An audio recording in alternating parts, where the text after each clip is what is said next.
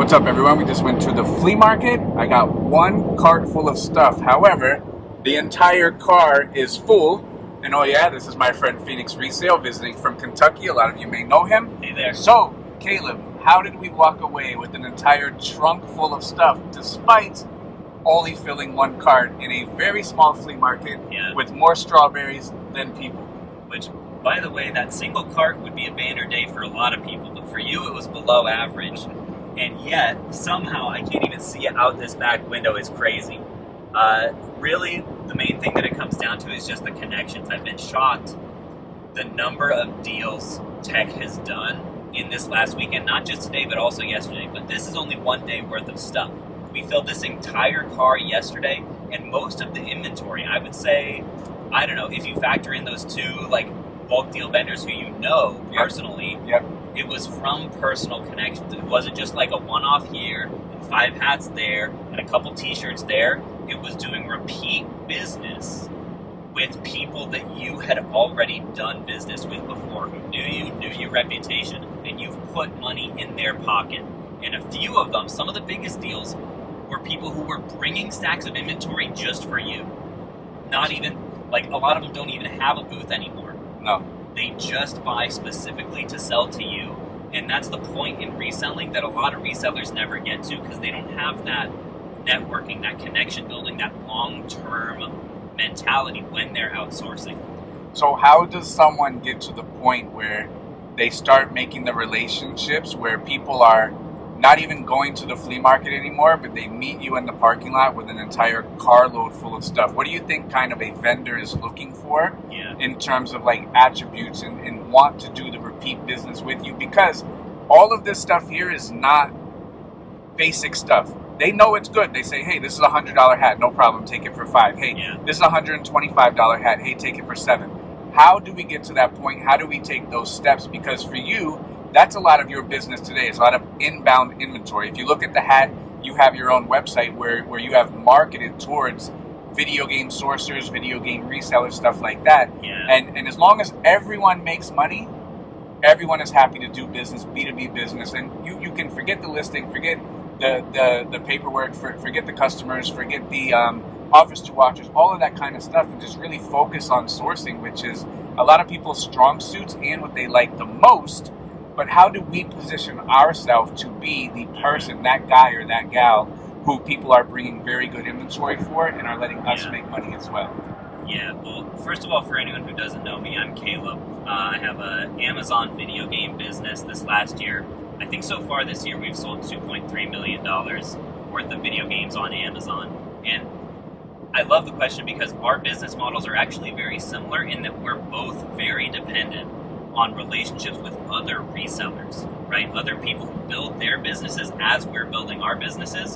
And I think the two things, at least, that you and I both really prioritize is, one, making it really easy as possible for the other person to make money on us, right? So for you, that looks like you don't even haggle, right? Never. They'll bring a huge tote, often multiple totes of shirts, of hats, of pants, and say, all right, everything in here is $4. Everything here is $6. And you'll just go through, yes, no, let me count your cash, right? They don't have to worry about like you being like, this one, can you do $3.50? Can you do 2 on this one? My margins are lower. Oh man, you're busting my balls, right? That's like how a lot of resellers are. They're trying to squeeze every dollar out of every item. And if you're making it hard for them to make money on you, they're going to be less motivated to bring you back more stuff. Sure, absolutely. One of the phrases that I learned just in this last couple weeks that has been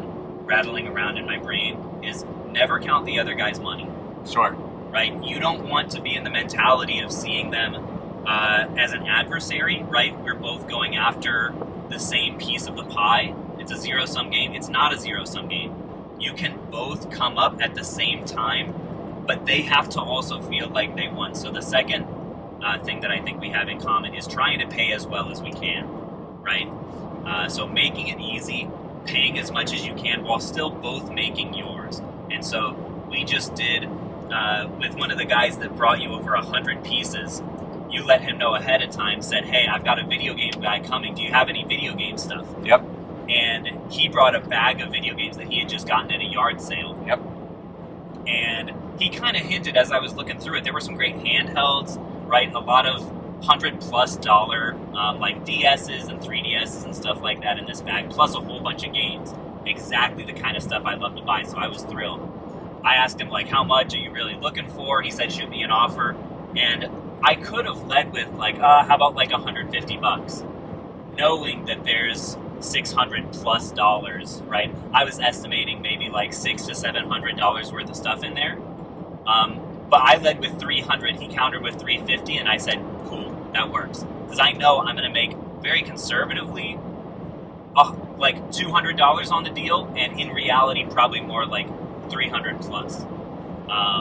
So I was happy to give him his win. I didn't even ask. If we were closer, I probably would ask, so what'd you get this stuff for, right? Yeah.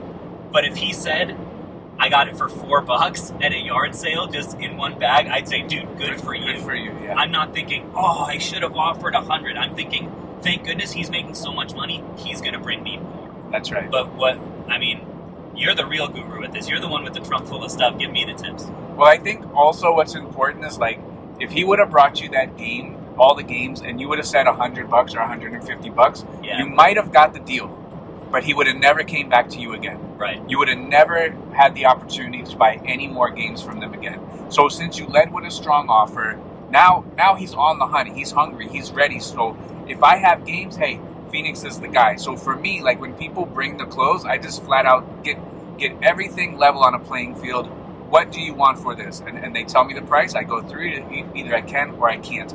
And then they'll have, like, different tiered systems. So maybe they'll have a basket of stuff for $3, maybe a basket for $5, maybe a basket for $7. And, like, they know what the value is, but they also know if I want all the money, I have to do all the work.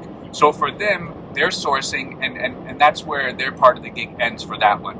Even at the flea market, they're doing the sourcing, not photos, not listings, not, bookkeeping, accounting, offers to watch. Oh, they know that. So even at, like, the flea markets that we go to when we're dealing with people in the trunk, and you don't need a big bankroll to do this. When I started doing it, I was telling him I started with PlayStation 2 controllers, would buy them for $2, sell them for $5.88, and I would pocket $2 profit, and I would just do that 10 or 20 times a day at the weekend at the flea market and build up my bankroll that way until I was able to buy, maybe better quality items, more profitable items. But you don't need to have a lot of money to start forming these relationships. And every single person that we met today and we met yesterday, I started out by buying 1 or 2 things when I saw them at the flea market, but I was just consistent at the flea market. Hey, here I am again. Remember me? I bought 2 Vineyard Vines hats last week. Do you have anything that I would be interested in? Yeah, I have 4 Vineyard Vines hats this week. Great. Next week they have 8, 16, 32, 64. It just goes and goes and grows. And like you said, their business grows, my business grows, and as I'm able to give them more money, now they have all week to go out and buy more inventory. And then next week, we're going to have more and more stuff. So, like, the lady yesterday, when I first started buying from her, maybe 5 or 10 pieces, we were all the way up to 126 pieces. And it's only been 2 or 3 months. And it's fantastic stuff. They're experts. They know what it is. I don't negotiate. They let me make my own price, pay my own price, count my own count. So they're happy. They enjoy to see me, love to do the business. Because if they didn't, they wouldn't let me have first shot. They wouldn't let me count it myself. They wouldn't let me pay my own price. And I think, like, a lot of it comes from just mutual respect, treating people like real nice, like actual human beings, saying please, saying thank you, being dependable, being consistent, and knowing that, hey, they're going to be here this week, and I got an automatic $50, I got an automatic $100, I got an automatic $200, $250, so on and so forth, until the point where, hey, this guy's coming, he's going to bring $2,000 for me every single time I show up. I'm ready to get out of bed and get to work and find the best items that I can for this person. Yeah. You want to get people to the point where they see you and they hear ka-ching. They see dollar signs. Yeah, happy to see you, yeah. Yeah, one of the, like, mini tips that I've seen you doing that I know I've heard you talk about before is every deal you do, whether you've done a deal with them before or whether it's your first time, you'll end the transaction by saying, you got any more? Yep. Because you never know what people might have, and a good number of the vendors that you did deals with blows my mind. Yeah, they either were saving stuff for you, or they just didn't even think to Yeah. offer, hey, you just bought 3 hats. I've got 3 totes of hats I don't in a understand. trailer. I don't understand. Yeah, they don't think of it, but just in case they don't, you do. Exactly. And you ask, hey, sometimes multiple times, you got any more of this stuff? Keep to asking. give them every opportunity to make the deal as big as possible. You've got the ball rolling. Yep. And you're taking advantage of it. Yeah, you got the foot in the door, and like you said, that's the $1 million question. Do you have any more? Do you have any more? Keep asking them until they're exhausted and say, I got nothing left. You've got everything. So a lot of people, they watch the videos, they always see me filling up the car. Yeah. You've been able to roll with us yesterday and today. Yeah. Do you have, real quick, I don't like to make these videos too long on Thursday, do you have any kind of quick observations that you've seen that maybe could help other people out there? Yeah, I think the biggest thing that keeps coming to my mind, the biggest phrase is single-mindedness, right?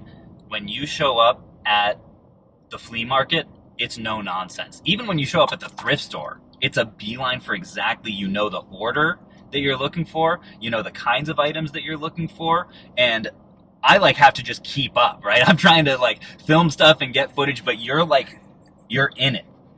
And I think that's a big reason. There are a lot of other folks that we'll see there that are putzing around. They're on their phone for a while. They're having fun with a buddy, whatever. And that's fine, depending on what your goals are. But if your goal is to crush it and beat everyone, you have to be on a mission the entire time. So that single-minded focus and optimizing every part of what you do around doing the biggest deals possible, I think has definitely stuck with me. Yeah, because we've talked a little bit, and I even mentioned, I'm not here to make friends. This is time to work. It's time to lock in. This is what we got to do. If you want to be my friend, we can go to the beach. We can go to the pool. We can go to a baseball game. But at the flea market, it's not time to be friends. So, any final thoughts for the people? I do appreciate you jumping on. Do appreciate you hanging out with us today.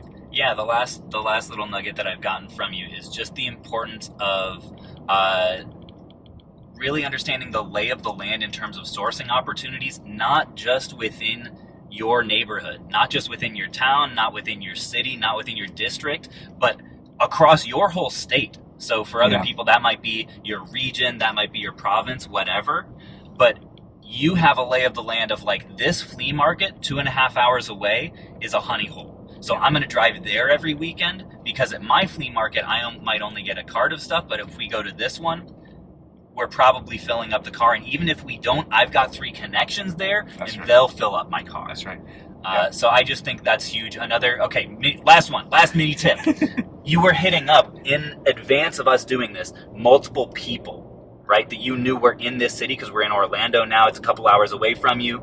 And so you had the forethought to think, I need to text these people and say, I'm coming into town. Mm-hmm. And not only did you do that, and they had trunks full of stuff to bring you, but you said at the end of those deals, guess what? I'm going to be here again in a month. Yep. Be ready. I'm looking for these things, right? Get your shoes ready, get your vintage ready, and set it to the side because I want to do another huge deal. That's You're prepping your connections